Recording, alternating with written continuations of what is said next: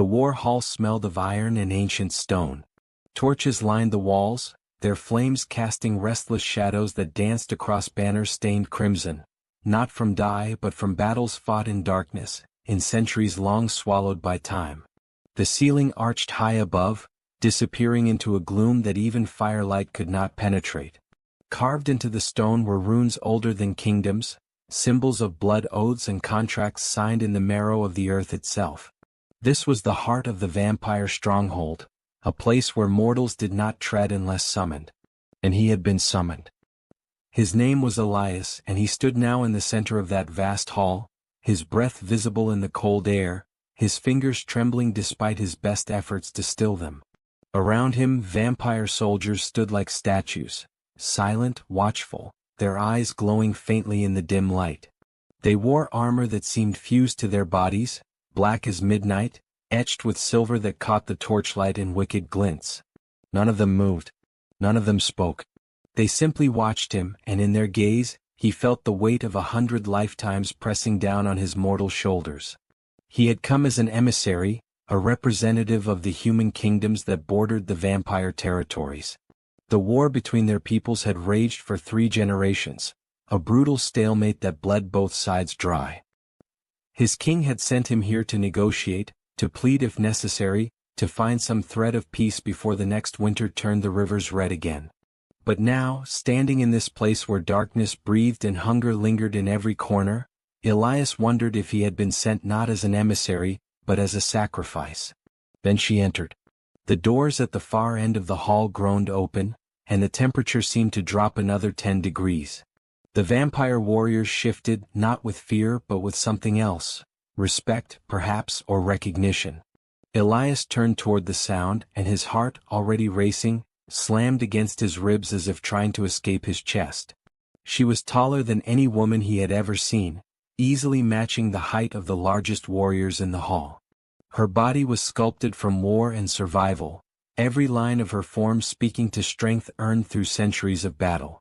She wore armor that was both functional and intimidating, a dark breastplate that hugged her torso, scarred and dented from blows that would have killed a mortal 100 times over. Her gauntlets were steel and leather, stained with old blood that no amount of cleaning could erase. A cape flowed behind her, tattered at the edges, moving as if stirred by a wind that did not exist. But it was her eyes that stopped him cold. Crimson. Not the pale red of dawn or the soft blush of wine, but the deep, burning red of fresh blood under moonlight. They locked onto him the moment she crossed the threshold, and Elias felt the world narrow to just those eyes, that gaze, that presence. She moved through the hall with the confidence of a predator that had never known fear, her boots striking the stone floor with rhythmic purpose. The other vampires parted for her without a word, creating a path that led directly to him. She stopped 3 paces away. Close enough that he could see the faint scars on her face, the sharp curve of her jaw, the way her lips, full and dark, curved into a smile that held no warmth, only dangerous amusement. Her wings unfurled slightly behind her, massive and leathery, veined with crimson that pulsed faintly like a second heartbeat. They spread wide enough to cast shadows over half the hall, a display of dominance that needed no words. "So," she said, and her voice was like velvet dragged over broken glass, smooth and rough all at once, "you are the one they sent." Elias swallowed. His mouth was dry. He had rehearsed his introduction 100 times on the journey here, had practiced the formal words of greeting and diplomacy until they flowed like water. But now, standing before her, all those words evaporated. He managed only a single syllable. "Yes." Her smile widened just a fraction. She took a step closer. 2 paces now. "I am Commander Seraphine," she said, tilting her head slightly, studying him the way a scholar might study an ancient text, curious, analytical, but also entertained. "I lead the Bloodwing Legion. I have fought in wars that your great-grandfather's great-grandfather did not live to see. I have torn through armies. I have ended kingdoms." She paused, letting the weight of those words settle over him.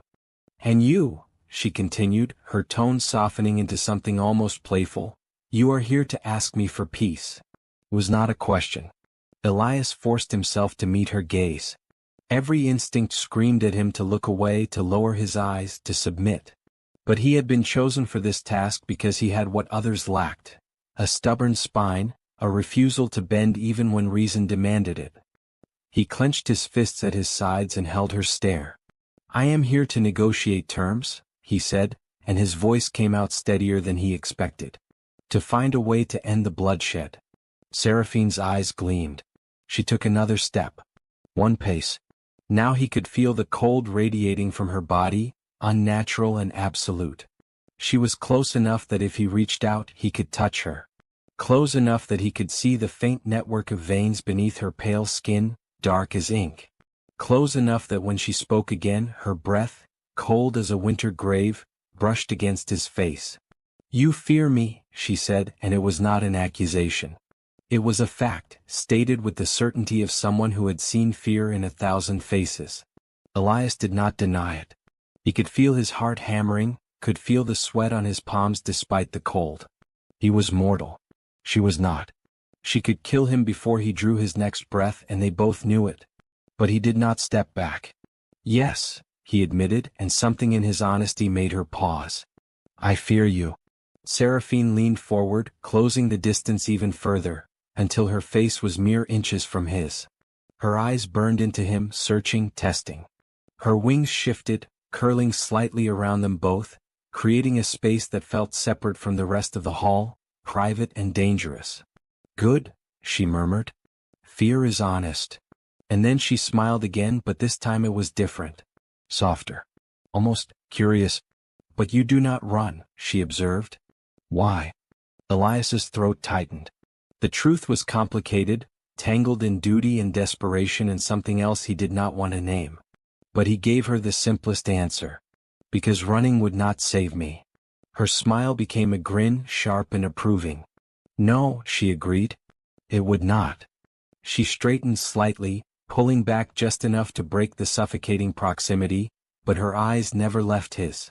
She circled him slowly, like a wolf circling prey, and Elias forced himself to remain still, to let her look, to endure the weight of her scrutiny. "You fear my body," she said, and the words hung in the air, heavy with implication. "You fear my strength, my wings, my teeth." She stopped behind him, and he felt her presence there, a shadow that swallowed light. "You fear what I could do to you," she whispered, her voice so close to his ear that he shivered. "How easily I could break you." Elias closed his eyes, forcing his breathing to steady. "Yes," he said again. She moved in front of him once more, and when he opened his eyes, she was watching him with something that might have been respect. "Then look closer," she said softly, and there was a challenge in her voice, a dare. "Look at me. Not as a monster. Not as a nightmare. Look closer, human, and tell me what you see." Elias did not know what compelled him to obey. Perhaps it was the strange shift in her tone, the way her voice had softened into something almost vulnerable. Perhaps it was his own desperate need to understand the creature before him, to find some crack in the armor, some humanity buried beneath the legend. So he looked. He looked at the scars on her face, each one a story of survival. He looked at the way her armor bore the marks of 1,000 battles, dented and worn but still unbroken. He looked at her eyes, and for the first time he saw past the crimson glow to the depths beneath, ancient yes but also weary. Lonely. "I see," he began, his voice quiet, "someone who has lived too long. Someone who has fought too many wars. Someone who—" He hesitated, unsure if he was crossing a line. "Someone who is tired," he finished. The hall fell silent. Even the torches seemed to still, their flames frozen mid-flicker. The vampire soldiers around them stood motionless, but Elias could feel their attention, sharp and focused. Seraphine stared at him for a long moment. Then slowly her smile faded. Her wings folded back, tucking against her shoulders. She stepped back, putting distance between them, and when she spoke again, her voice was colder, harder. "You know nothing of what I have endured," she said, and the words were edged with warning. But Elias had seen something in that brief flicker of vulnerability, and he pressed forward, not with words but with silence. He held her gaze, letting her see that he had meant no insult, only truth. Seraphine's jaw tightened. Then she turned sharply, her cape swirling around her, and gestured toward a side chamber off the main hall. "Come," she commanded. "If you wish to negotiate, we do so privately." She did not wait for his response. She strode toward the chamber, her boots echoing through the hall, and after a heartbeat of hesitation, Elias followed. Behind him, the vampire soldiers watched in silence, and Elias could not shake the feeling that he was walking toward something far more dangerous than any battlefield. The chamber was smaller than the hall but no less oppressive. The walls were lined with maps, old maps, drawn on parchment that had yellowed with age, marked with lines and symbols that Elias did not recognize. A single table dominated the center of the room, its surface scarred and stained, littered with scrolls and daggers used as paperweights. A fireplace roared against one wall, the only source of light and warmth, though the heat did little to chase away the cold that clung to Seraphine like a second skin. She moved to the far side of the table and stood there, arms crossed, watching him enter. Elias stepped inside, and the door closed behind him with a heavy finality that made his stomach twist. They were alone now. "Sit," Seraphine said, nodding toward a chair near the fire. Elias hesitated, then obeyed. The chair was old, wood-worn smooth by time, and as he sat, he realized how exhausted he truly was. The journey here had taken weeks, through hostile territory and freezing nights. His body ached. His mind was frayed. But he could not afford to show weakness, not here, not now. Seraphine did not sit. She remained standing, looming over the table, her eyes fixed on him with unnerving intensity. "Your king sent you with an offer," she said. It was not a question. Elias nodded. "He proposes a truce. A cessation of hostilities along the eastern border. In exchange we offer tribute, grain, livestock, metals. Resources your people need." "Resources we can take," Seraphine countered, her tone flat. "You could," Elias admitted. "But at what cost? Your forces are strong but they are not endless. Every raid weakens you. Every battle costs lives, even immortal ones." Her eyes narrowed. "You speak as if you understand war." "I understand survival," Elias replied, meeting her gaze. "And I understand that even the strongest predator cannot hunt forever without rest." Seraphine's lips twitched, the barest hint of a smile. She leaned forward, planting her hands on the table, her wings shifting slightly behind her. "You are bold," she said quietly. "Bolder than I expected. Most humans who stand before me tremble so violently they cannot speak." "I am trembling," Elias said honestly. "You just cannot see it." That made her pause. She studied him with renewed interest, her head tilting slightly, and for a moment, the predator in her eyes receded, replaced by something more human. Curiosity. "Tell me," she said, her voice dropping to a softer register, "why did your king send you?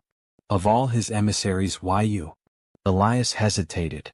The truth was complicated, tied to politics and desperation, but he gave her the answer that mattered. "Because I was willing to come," he said. "Because I do not believe this war can be won by either side. Because I have seen too many villages burned, too many families destroyed. Because I am tired of burying children." His voice cracked on the last word and he looked away, jaw tight, fighting the grief that threatened to overwhelm him. He had seen things on this war's front lines that haunted him, images that surfaced in his dreams and would not let him rest. When he looked back at Seraphine, she was watching him with an expression he could not decipher. Her arms had uncrossed. Her posture had softened just slightly. "You have fought," she said, and it was not a question. "I have," Elias confirmed. "Against my kind." "Yes. And yet you came here. Alone." Elias met her eyes. "Because someone had to." Silence stretched between them, thick and charged. The fire crackled, sending sparks spiraling upward. Outside the chamber, the war hall was silent, as if the entire stronghold was holding its breath. Seraphine straightened slowly. She moved around the table, her steps deliberate, and stopped in front of him. Elias remained seated, looking up at her, and the difference in their positions, her standing, him sitting, felt symbolic, a reversal of power that should have terrified him but instead felt oddly intimate. "You fear my body," she said again, and this time her voice was quieter, almost gentle. You fear my strength. But you do not fear me. Elias frowned. I do fear you. No, Seraphine said, shaking her head slowly. You fear what I represent. You fear the war, the death, the loss. But me. She crouched down, bringing herself to his eye level, so close now that he could see the faint flecks of gold in her crimson irises. You do not fear me, Elias. If you did, you would not look at me the way you do. His breath caught. And how do I look at you? Her smile returned, but it was different now, warmer, more genuine. Like you are trying to understand me, she said softly. Like you see something beyond the monster. Elias could not deny it. He did see something. He did not know what it was or why it mattered, but sitting here so close to her, he felt the edges of his fear blurring into something more complicated. You asked me to look closer, he said quietly. So I did. Seraphine's smile faded, replaced by something raw and unguarded. For a heartbeat, she looked almost vulnerable, and Elias saw the truth of what he had said in the hall. She was tired. Tired of war, of bloodshed, of the endless cycle that defined her existence. What did you see? She whispered. Elias did not think. He spoke from instinct, from the truth that had settled in his chest. Someone who wants this to end as much as I do. Her eyes widened, just a fraction, and for the first time since he had met her, Seraphine looked genuinely surprised. Then slowly she rose to her feet. She turned away from him, moving toward the fireplace, and stared into the flames. Her wings folded tightly against her back, and when she spoke again, her voice was distant, haunted. I have lived for 600 years, she said. I have fought in more wars than you can imagine. I have killed more humans than you could count. And do you know what I have learned in all that time? She did not wait for him to answer. That war does not end. It only pauses. It catches its breath and then begins again. Peace is a lie we tell ourselves to justify the waiting. Elias stood, moving to stand beside her, though he kept a respectful distance. He stared into the fire as well, letting her words settle over him. Then why are you here? He asked quietly. Why agree to meet with me at all? Seraphine was silent for a long moment. Then she exhaled, a sound that was almost a sigh. Because, she said, her voice barely above a whisper, I am tired of being a monster. Elias turned to look at her, and in the firelight she looked different. Smaller somehow. More human. You are not a monster, he said, and he meant it. Seraphine's head turned sharply toward him, her crimson eyes searching his face for deception, for mockery, for the lie she expected to find there. But Elias held her gaze with quiet conviction, and whatever she saw in his expression made something in her chest tighten, a sensation she had not felt in centuries. You do not know what I have done, she said, her voice low and edged with warning. No, Elias agreed. But I know what you are doing now. You are here. You are listening. That is not the action of a monster. Seraphine's jaw worked silently, as if she were fighting against words that wanted to escape. Finally she looked away back into the flames, and when she spoke again, her voice was thick with something that might have been grief. I led the assault on Greenwich, she said. 10 years ago. I burned that city to ash. There were children in those streets, Elias. Families. And I gave the order anyway because my queen demanded it, because war demanded it, because that is what we do. She paused, her hands clenching into fists at her sides. I can still hear their screams, she whispered. Every night. For 10 years. So do not tell me I am not a monster. The weight of her confession hung between them like a physical thing. Elias felt the enormity of it, the horror, the guilt that had clearly eaten at her for a decade. He thought of the stories he had heard of Greenwich, the tales of the night the vampire legions had descended and left nothing but ruins. He thought of the hatred those stories had bred, the calls for vengeance that still echoed through human kingdoms. And yet, standing here beside this creature who had caused such devastation, he felt something unexpected. Pity. My brother died at Greenwich, Elias said quietly. Seraphine went rigid. Her eyes snapped to his, wide with shock and something that looked like pain. He was a soldier, Elias continued, his voice steady despite the ache in his chest. He fought on the walls. He died trying to protect civilians as they evacuated. I hated your kind for years because of that night. I hated you specifically when I learned who had led the attack. Seraphine's face had gone pale, paler than usual, and her wings trembled slightly. And yet you came here, she said hoarsely. Knowing that. You came anyway. Yes, Elias said. Because hating you will not bring him back. Because revenge will not stop the next Greenwich. Because if I let that hatred consume me, then I become the very thing I despise, someone who perpetuates the cycle. He turned to face her fully, and there was a fierceness in his eyes now, a determination that burned as bright as any flame. You want to know why I do not fear you? Because I have already lost everything that mattered. Fear is for people who still have something to protect. I am here because I have nothing left but hope. Hope that maybe, just maybe, someone on the other side is as tired of this as I am. Hope that maybe even a commander who burned a city can want something different. Seraphine stared at him, and for the first time in 600 years she felt tears threaten to form. An impossibility for her kind, and yet the ache was there, burning behind her eyes.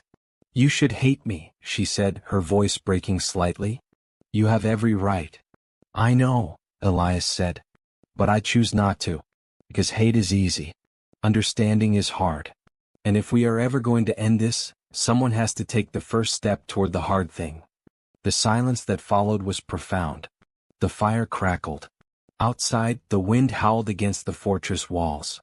And in that small chamber, two beings from opposite sides of an ancient war stood facing each other, separated by blood and history and pain, yet somehow closer than either had expected. Seraphine's hand moved before she realized what she was doing. She reached out, slowly, hesitantly, and touched Elias's face, just the lightest brush of her fingertips against his cheek. Her skin was cold, impossibly cold, but her touch was gentle. You are either the bravest human I have ever met, she murmured, or the most foolish. Elias did not pull away. He met her eyes and a small, sad smile touched his lips. Perhaps both, he said. Her thumb traced the line of his jaw and she marveled at the warmth of him, the pulse she could feel thrumming beneath his skin, so fragile, so temporary, so utterly alive. It had been so long since she had touched anyone with gentleness, since she had allowed herself to feel anything beyond the cold purpose of war. If I agree to your king's terms, she said quietly, my queen will see it as weakness. She will question my loyalty. There will be those among my own kind who will call for my head. Then we make it look like strength, Elias said. Not a surrender but a strategic repositioning. We frame it as you consolidating power, preparing for a greater offensive elsewhere. We give your queen a reason to accept it that does not diminish you. Seraphine's eyes narrowed thoughtfully. You have a mind for strategy. I had a good teacher, Elias said, thinking of his brother who had taught him to play chess and think 3 moves ahead. And I have spent the last 10 years studying your tactics. I know how your people think. I know what they respect. And what do they respect? Seraphine asked, her hand still resting against his face. Power, Elias said. Control. The appearance of dominance. If you present this truce as your decision, your victory, if you make it clear that you are allowing us to survive rather than begging for mercy, they will follow you.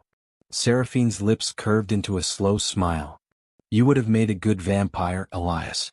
You understand us better than most of my own kind. I understand survival, Elias corrected. And right now, survival means finding a way for both our peoples to coexist. She let her hand fall away from his face, and the loss of contact left him feeling strangely bereft. She turned back to the table, bracing her hands against its surface, and stared down at the maps scattered across it. There are conditions, she said, her voice shifting back into the tone of a commander. If I agree to this, it will not be a simple cessation of hostilities. There will be terms, boundaries, consequences for violations. I expected as much, Elias said, moving to stand across the table from her. What do you require? Seraphine tapped one of the maps, her finger landing on a region marked in red ink.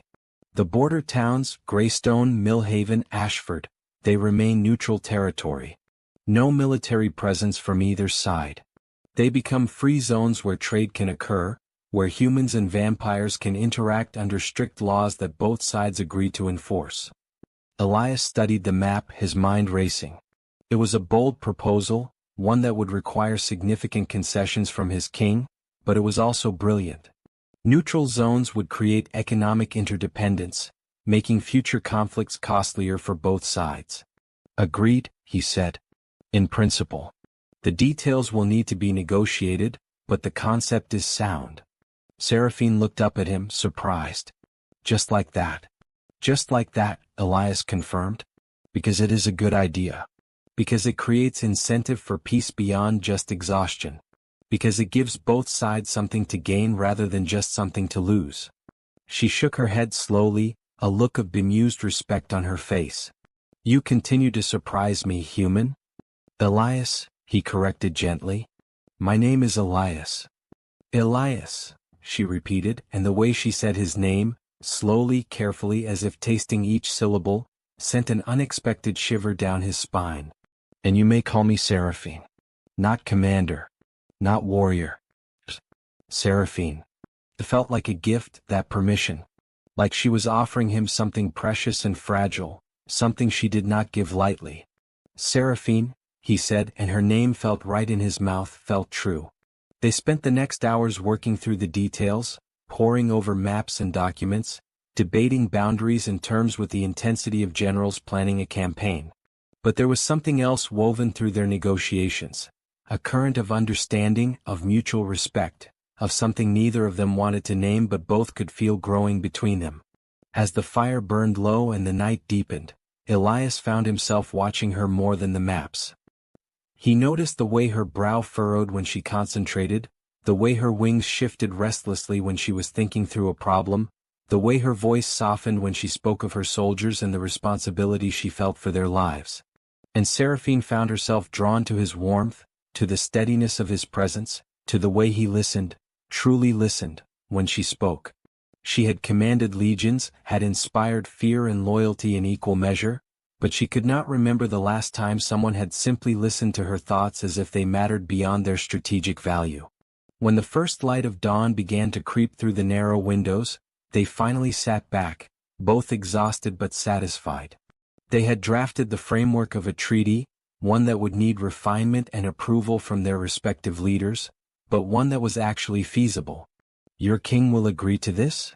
Seraphine asked, rolling up one of the scrolls. I believe so, Elias said.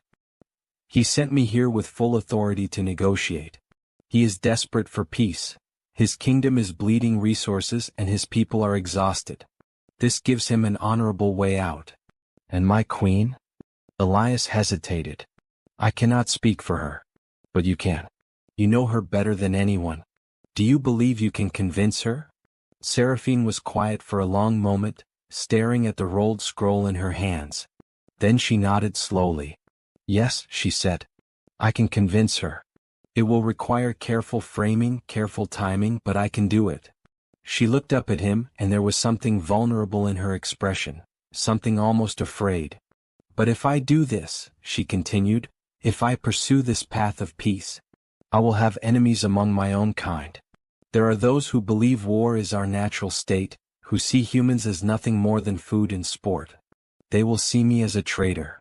Then we will stand together against them, Elias said, his voice firm. Human and vampire alike. We will prove that there is another way. Seraphine studied him for a long moment, and then, slowly, she extended her hand across the table. Then we have an accord, she said. Not just between our peoples but between us. A promise that we will see this through no matter the cost. Elias looked at her offered hand, pale, scarred, powerful, and without hesitation he grasped it.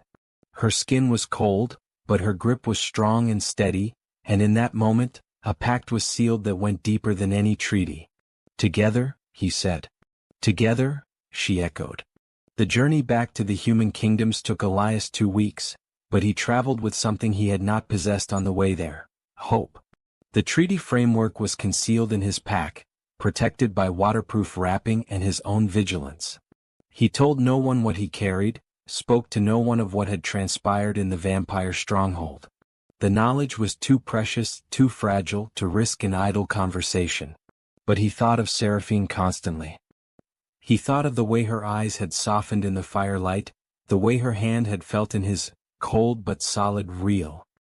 He thought of her voice when she spoke his name, of the vulnerability she had shown him, of the weight of 600 years of guilt and loneliness that she carried like armor. He had gone into that fortress expecting a monster and had found something far more complicated. A warrior tired of war, a commander burdened by the weight of her own legend, a being who wanted desperately to be seen as something more than the sum of her violence. And against all logic, against all reason, he found himself wanting to see her again. When he finally reached his king's castle, he was ushered immediately into the throne room.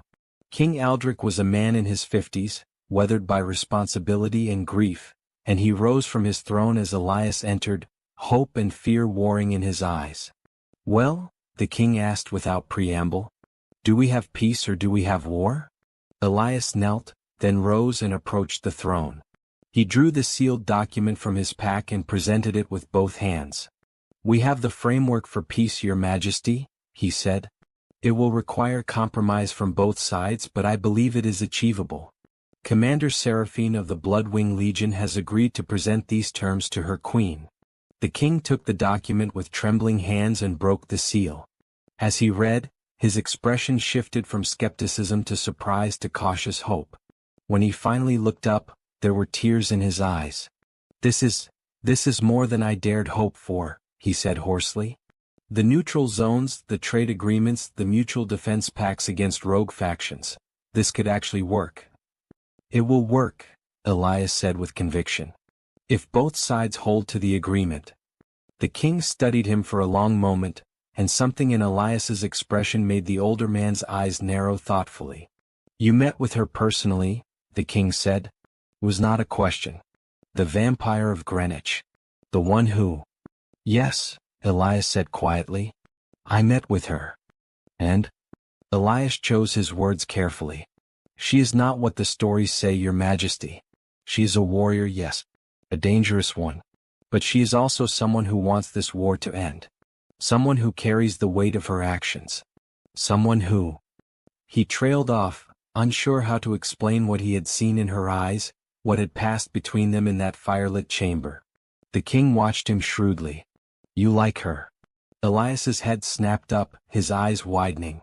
"Your Majesty, I—" "Do not bother denying it," the king said, but there was no anger in his voice, only weary understanding.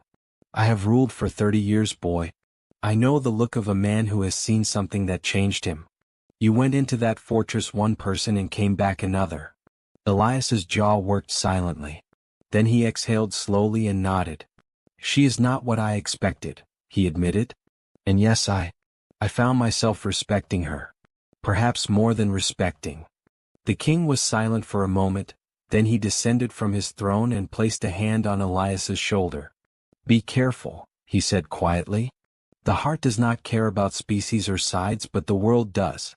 If this peace is to work, it will require sacrifices from many people. Do not let your feelings complicate what we are trying to build." "I understand, Your Majesty," Elias said.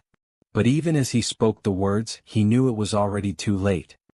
His feelings were already complicated, already tangled with the fate of this fragile peace. Meanwhile, in the vampire stronghold, Seraphine faced her own reckoning.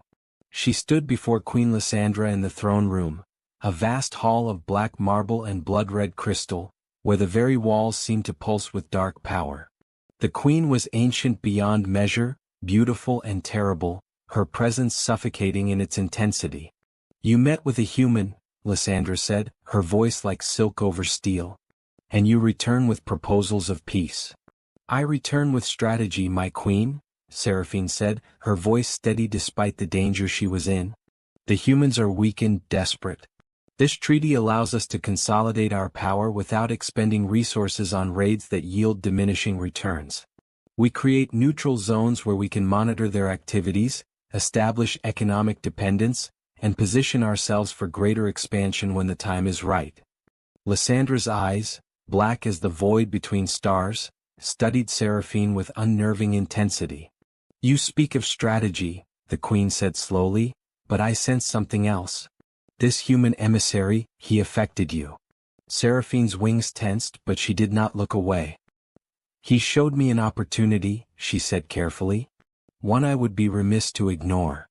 An opportunity, Lysandra repeated, tasting the word. Or a weakness? The question hung in the air like a blade. Seraphine knew she was walking a razor's edge. One wrong word, one hint of the truth, and she could find herself facing execution for treason. If I were weak, my queen, Seraphine said, her voice dropping to something dangerous, I would not have returned. I would have killed the human and continued the war as I always have. But I am not weak. I am practical. And I see an opening that serves our interests better than endless conflict. Lysandra regarded her for a long, tense moment. Then, slowly, a smile curved her lips, a smile that held no warmth, only calculation.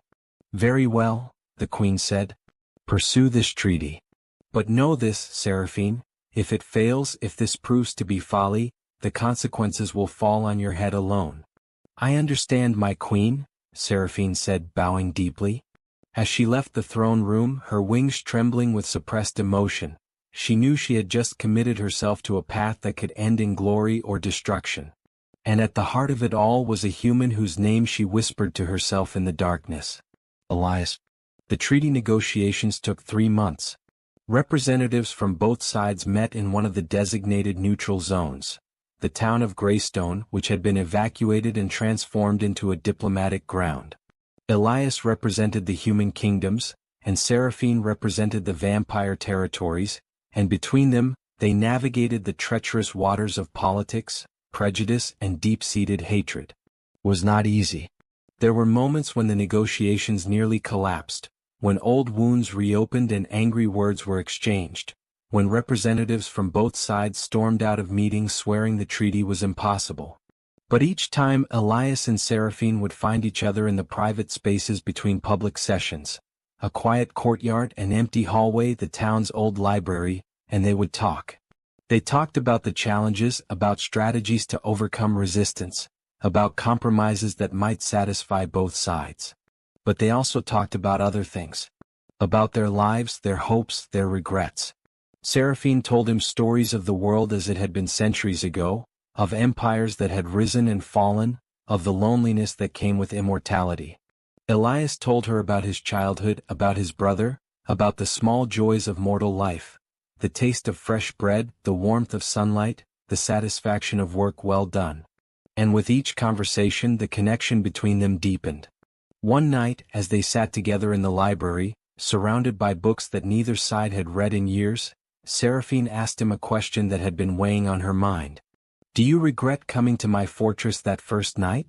she asked quietly. "Knowing what it would lead to? The complications." Elias looked at her, at the way the candlelight softened the sharp edges of her face, at the vulnerability in her eyes that she only ever showed him. "No," he said simply. "I regret many things in my life, but that is not one of them." "Even though it has made everything more difficult?" she pressed. "Even though we are." She trailed off, unable to finish the sentence, unable to name what had grown between them. "Even though," Elias confirmed. Seraphine closed her eyes, and when she opened them again, there was something fierce and desperate in her gaze. "I have lived for 600 years, she said, her voice rough with emotion. "I have fought in 100 wars. I have loved and lost and learned to stop feeling because feeling was too painful. But then you walked into my hall, this fragile mortal who should have been nothing to me, and you looked at me as if I were more than a monster. And now—" She stopped, her hands clenching into fists. "Now I cannot stop thinking about you," she finished in a whisper. "I cannot stop wanting to see you, to hear your voice, to know that you are safe. And it terrifies me, Elias, because you are mortal. You will age and die, and I will remain, and I do not know if I can survive losing someone again." Elias reached across the table and took her hand. Her skin was cold as always, but he had grown used to it, had come to cherish it as uniquely hers. "Then do not think about the ending," he said gently. "Think about now. Think about what we have in this moment. Is it not worth it, even knowing it cannot last forever?" Seraphine looked at their joined hands, at the contrast between his warmth and her cold, and something inside her broke. A wall she had maintained for centuries, a defense against caring too much. Yes, she admitted, her voice cracking. It is worth it. Elias stood, moving around the table, and Seraphine rose to meet him. They stood facing each other, close enough that he could feel the cold radiating from her body, close enough that she could hear the rapid beating of his heart. I do not know what this is, Elias said quietly, looking up at her. She was taller, had always been taller, but somehow it felt right. I do not know if there is even a name for it. But I know that when I am with you, I feel more alive than I have in years. And I know that I would rather have a short time with you than a lifetime without you. Seraphine's breath caught, an unconscious reflex from her mortal life, centuries past. Her hand lifted, trembling slightly, and cupped his face. You are going to break my heart, Elias, she whispered. When your time comes, you are going to shatter me. Then we will both be broken, he said, covering her hand with his. But we will have had this. And then, slowly, carefully, he rose on his toes and kissed her. Her lips were cold, but they were soft, and for a moment Seraphine froze, shocked by the warmth of him, by the gentleness of the gesture. Then something ancient and long buried surged through her, and she kissed him back with a desperation that spoke of centuries of loneliness, of wanting, of denying herself any softness because softness meant vulnerability. Her wings wrapped around them both, creating a cocoon of shadow and safety, and in that moment nothing else existed, not the war, not the treaty, not the impossible gulf between their kinds. There was only this, a vampire and a human, holding each other as if they could stop time through sheer force of will. When they finally pulled apart, both were trembling. This complicates everything, Seraphine said, but she was smiling, truly smiling, with warmth and joy and wonder. Yes, Elias agreed, grinning despite himself. It does. Worth it, she asked. Worth it, he confirmed. The treaty was signed on the first day of spring, in a ceremony attended by representatives from both sides. King Aldrich signed for the human kingdoms, and Queen Lysandra, though she sent a representative in her place, signed for the vampire territories. Seraphine and Elias stood as witnesses, and when the ink dried on the parchment, a cheer went up from the human delegation while the vampires inclined their heads in acknowledgement. It was not perfect. There would be violations, disputes, challenges. But it was a beginning, and for the first time in 3 generations, there was genuine hope for lasting peace. After the ceremony, as the delegations dispersed and the neutral zone began to empty, Elias and Seraphine found themselves alone on the town walls, watching the sunset paint the sky in shades of gold and crimson. What happens now? Elias asked quietly. Seraphine was silent for a moment, her wings folded against her back, her profile sharp against the dying light. Now we see if it holds, she said. Now we face those who oppose peace and prove that this is stronger than their hatred. And us? Elias asked, turning to look at her. What happens to us? Seraphine met his gaze, and there was sorrow there, but also determination. I do not know, she admitted. We are not enemies anymore, but we are not exactly allies either. We exist in a space that has no name, no precedent. We will have to define it ourselves. Then let us define it as this, Elias said, taking her hand. Equals. Partners. 2 people who chose to see beyond what they were told to see, who chose understanding over hatred. 2 people who. He hesitated, then gathered his courage. 2 people who love each other, he finished quietly. Seraphine's eyes widened, and for a moment she looked as if she might flee. But then her expression softened, and she squeezed his hand. Love? She repeated, testing the word. I have not felt that in so long I almost did not recognize it. But yes, that is what this is. She pulled him close, wrapping one wing around him to shield him from the wind that had picked up as the sun descended. I love you, Elias, she said, and the words felt like a vow. For however long we have, in whatever form it takes, I love you. And I love you, Seraphine, he replied, leaning into her cold embrace, finding warmth in the certainty of the feeling. Monster, warrior, commander, I love every part of you. They stood together as darkness fell, 2 figures silhouetted against the night sky, vampire and human, predator and prey, now neither and both, simply two souls who had found each other across an impossible divide. The months that followed were not easy. There were those among both humans and vampires who saw the peace as betrayal, who worked to undermine it, who plotted in shadows and whispered of revolution. Seraphine faced challenges to her authority, duels with other vampire commanders who questioned her strength. Elias navigated political intrigue at his king's court, where factions formed around those who wanted to honor the treaty and those who saw it as weakness. But through it all, Seraphine and Elias stood firm, both separately in their own spheres and together whenever they could steal moments away from their responsibilities. They met in secret, in the neutral zones where their love was not quite so scandalous, where they could simply be themselves without the weight of history pressing down on them. Seraphine taught Elias about her world, the complex politics of vampire courts, the hierarchies of power, the long memories and longer grudges that defined her people. Elias taught her about human resilience, about the beauty of mortality, about finding meaning in a life that would end rather than stretch on forever. And slowly, impossibly, their relationship became known. Whispers spread through both kingdoms, of the vampire commander and the human emissary, of the unlikely love that had bloomed in the shadow of war. Some saw it as proof that the peace could work, that the two species could coexist. Others saw it as abomination, as proof that both Seraphine and Elias had betrayed their kinds. On a cool autumn evening, nearly a year after the treaty had been signed, Elias and Seraphine met in their usual place, a small cabin in the neutral zone of Greystone, where they could be alone without eyes watching, without judgment. Seraphine arrived first as she always did, moving silently through the darkness. When Elias entered, she was standing by the fireplace, staring into flames that held no warmth for her, her wings folded tight against her back. "You are troubled," Elias observed, moving to her side. "There is talk," Seraphine said quietly, "among my queen's inner circle. They believe I have grown too attached to the humans, that my judgment is compromised. There are whispers of replacing me as commander."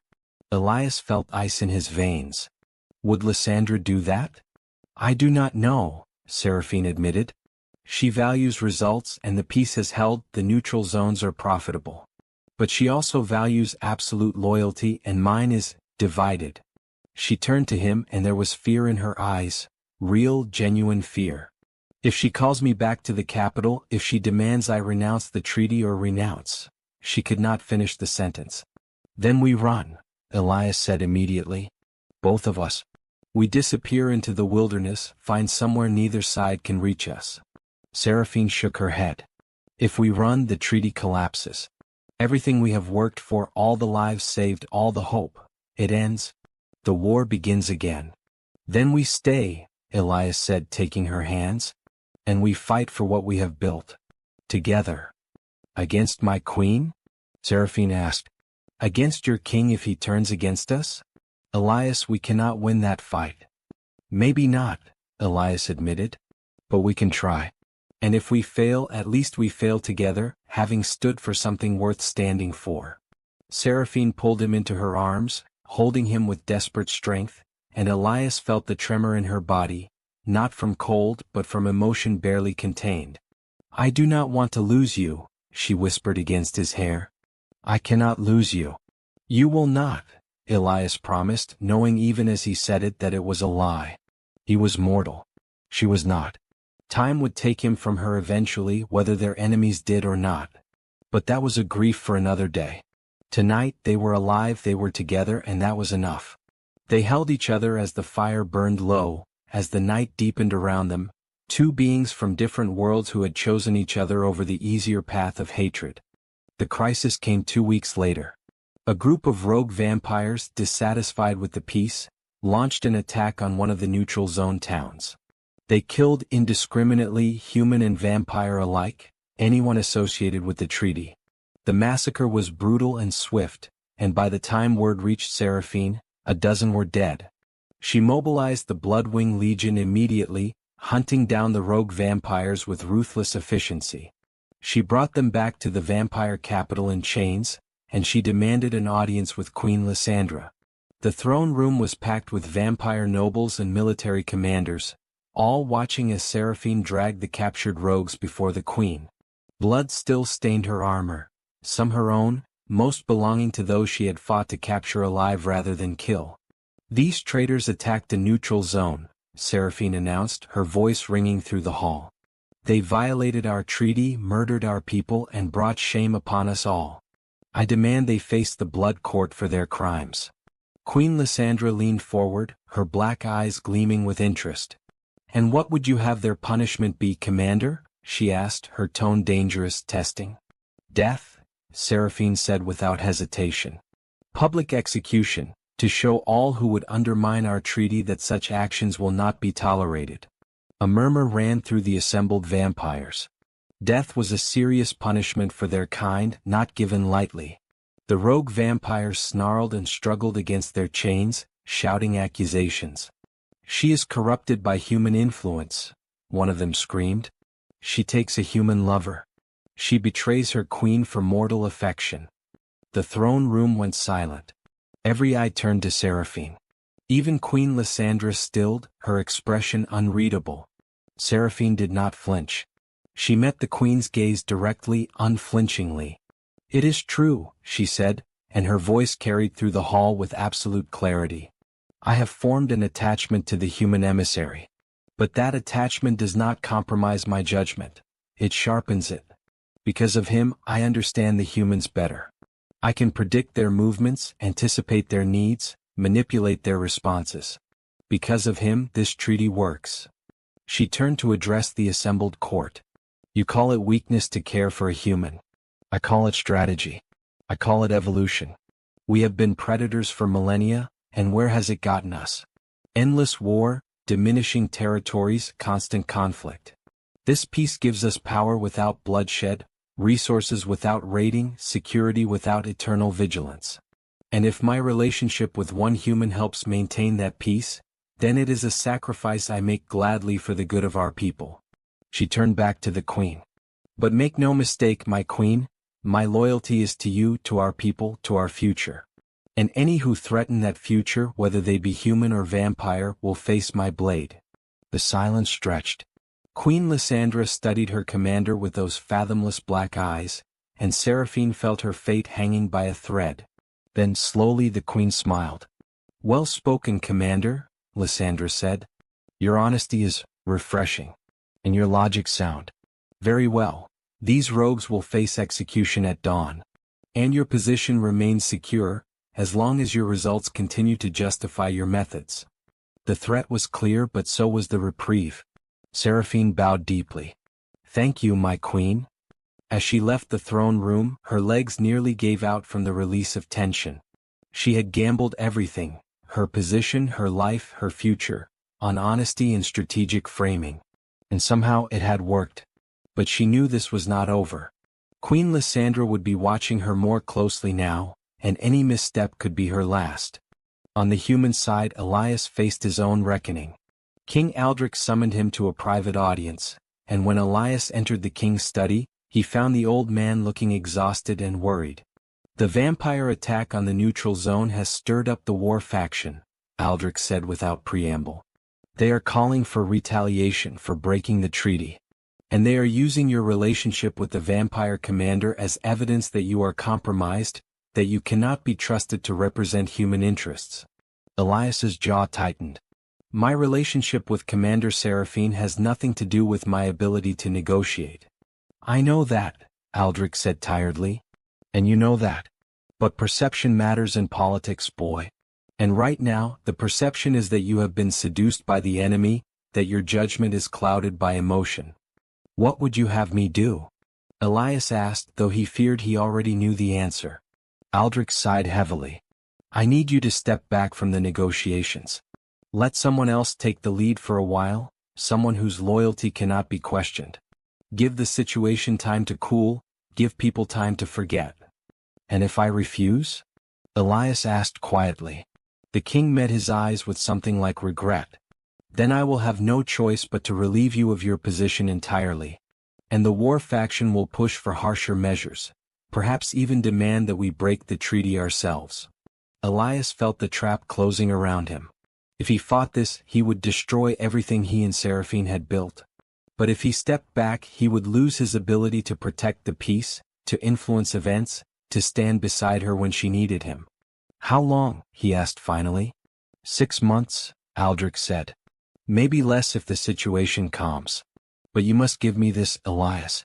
For the sake of the treaty." Elias closed his eyes, feeling the weight of impossible choices. Then he nodded. 6 months, he agreed. "But I remain available if needed. And I will not end my relationship with Seraphine.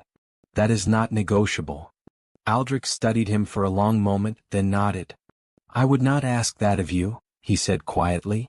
"Some things are worth more than politics." That night, Elias met Seraphine in their cabin, and they shared their respective ordeals. They sat together by the fire, hands clasped, processing the reality of their situation. 6 months, Seraphine said softly.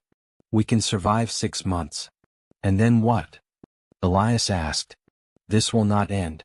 There will always be those who oppose us, who see our connection as weakness or betrayal. How long can we keep fighting this?" Seraphine was quiet for a long time. Then she turned to him, and there was something new in her eyes, determination mixed with resignation. "I have been thinking," she said slowly, "about the future. About what we are trying to build here, not just peace between our peoples but something new. Something that has never existed before." "What do you mean?" Elias asked.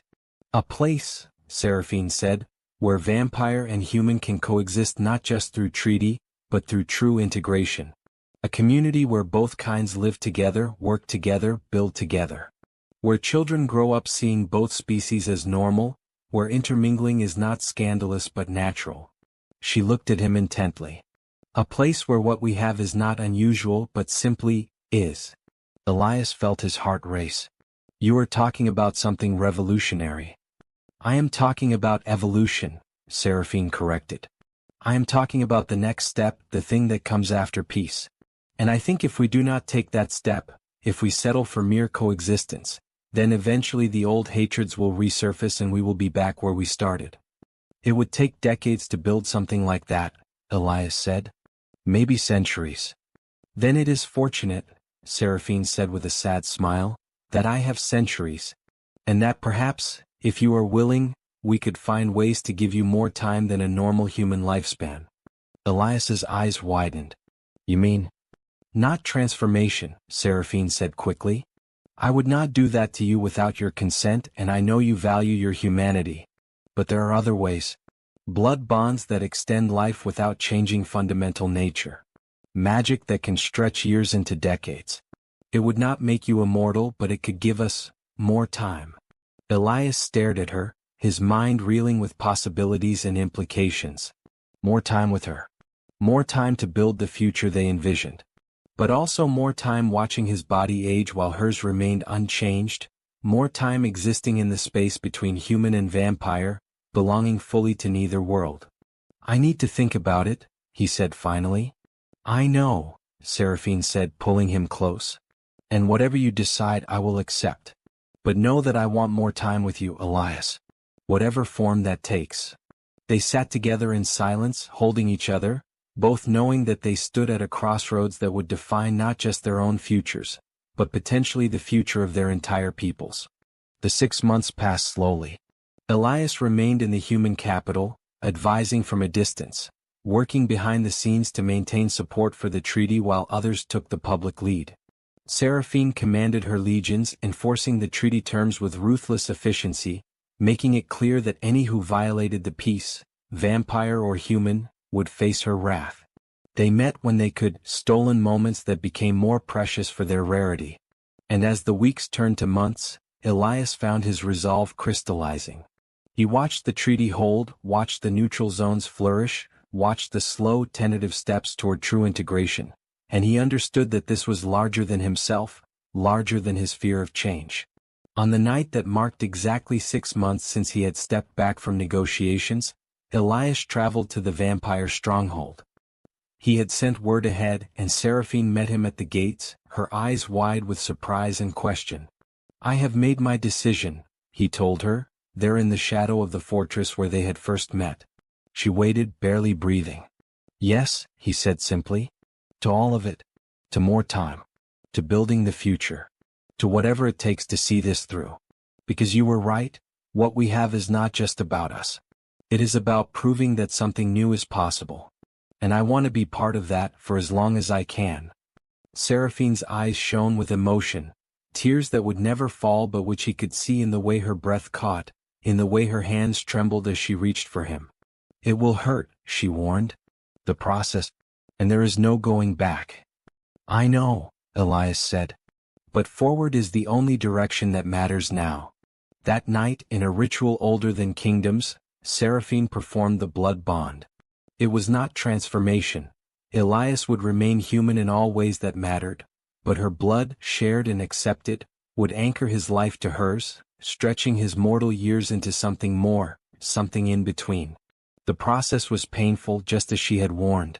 Elias felt her blood burn through his veins like liquid fire, felt his body reject and then slowly, agonizingly, accept the foreign substance. He gasped and writhed, and Seraphine held him through it all, whispering words of encouragement in languages long dead, her wings wrapped around him protectively.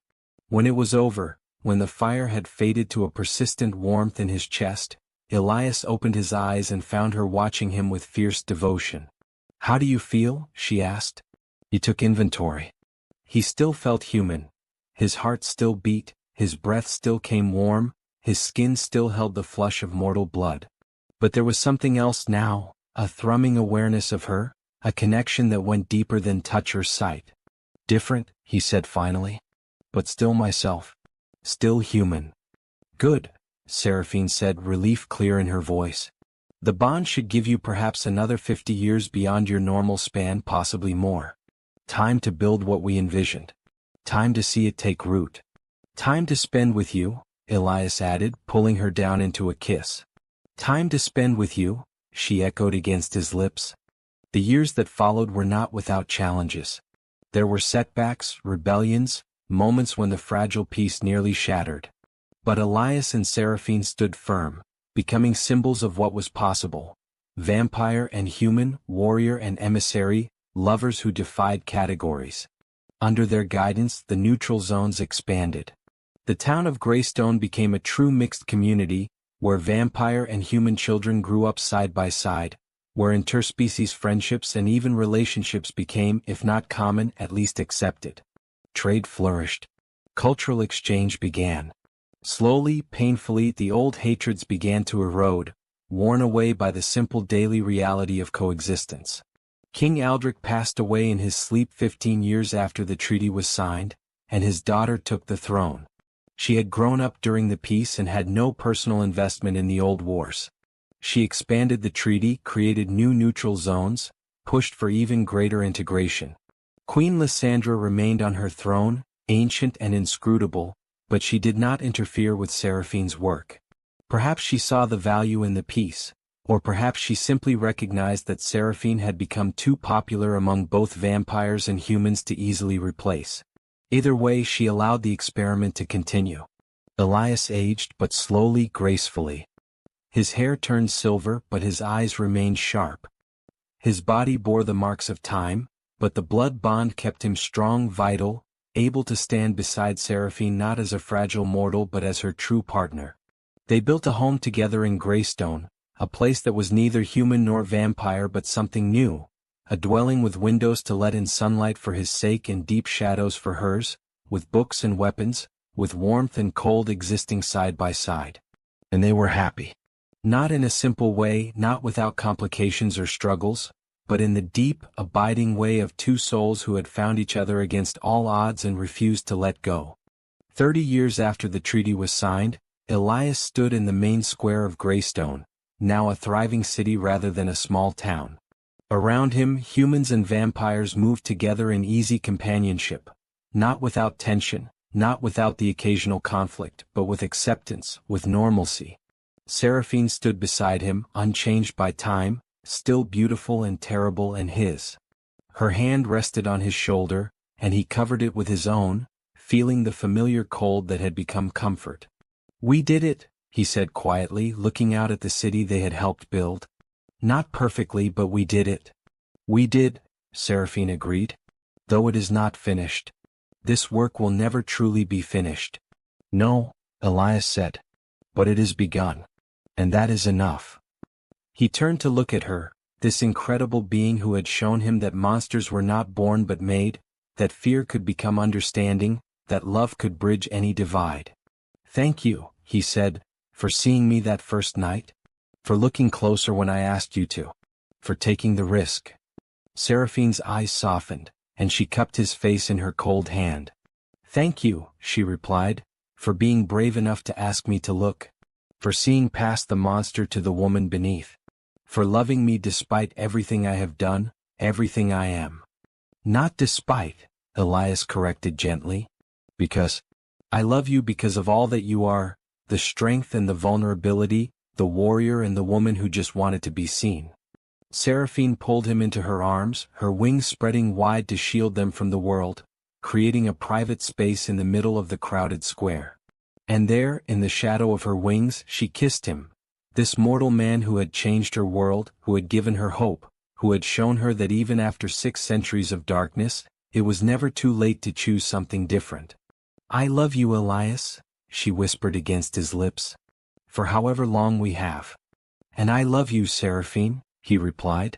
Forever, whether I am here or not. This love will not end when my life does. It will remain woven into the very fabric of what we have built. They held each other as the sun set over Greystone, painting the sky in shades of gold and crimson. A vampire and a human, no longer enemies, no longer even simply lovers, but partners in the truest sense, architects of a new world.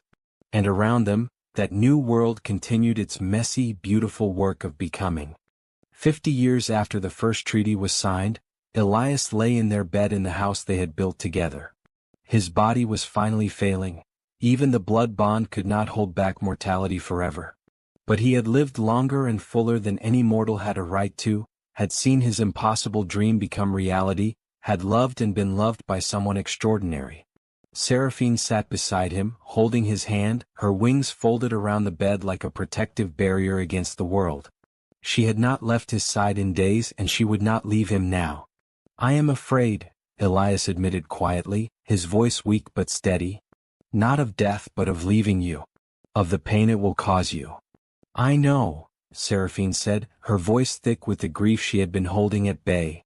But you were right all those years ago. It was worth it. Every moment was worth it. Promise me something, Elias said, squeezing her hand with what strength he had left. Anything, she said. Do not stop. Do not let my death make you retreat back into darkness. Keep building this world we started. Keep proving that connection is stronger than fear. Keep loving Seraphine even if it hurts. Tears would not come, they could not, for her kind, but her voice broke as she spoke. I promise, she whispered. I will carry what we built forward. I will honor you by continuing the work. And I will love again someday because you taught me that love is not about possession but about opening yourself to possibility. Elias smiled, his eyes already beginning to fade. Good, he said. That is good. He looked at her one last time, this magnificent creature who had become his world. Thank you, he said, for looking closer. For seeing me. For loving me. Thank you, Seraphine replied, for teaching me that monsters are made, not born. And that they can be unmade by love. Elias's eyes closed, his breath slowed, and then gently, peacefully he slipped away. Seraphine held him long after his warmth had faded, her wings wrapped around them both, and she wept without tears, her body shaking with grief that would have destroyed a lesser being. But she was not a lesser being. She was Seraphine, commander of the Bloodwing Legion, architect of peace, and the woman who had loved a mortal man enough to let him change her.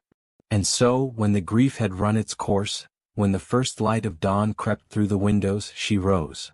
She prepared him for burial with her own hands, honoring him as the warrior he had been in spirit if not in profession. And then she walked out into the city they had built together, her wings spread wide, her head held high, ready to continue the work. Because that was what he would have wanted. Because that was what their love demanded. Because the story they had begun together did not end with his death, it merely entered its next chapter, one she would write in his honor, with his lessons carried in her heart. And in Greystone and in the other cities that had followed its example, vampires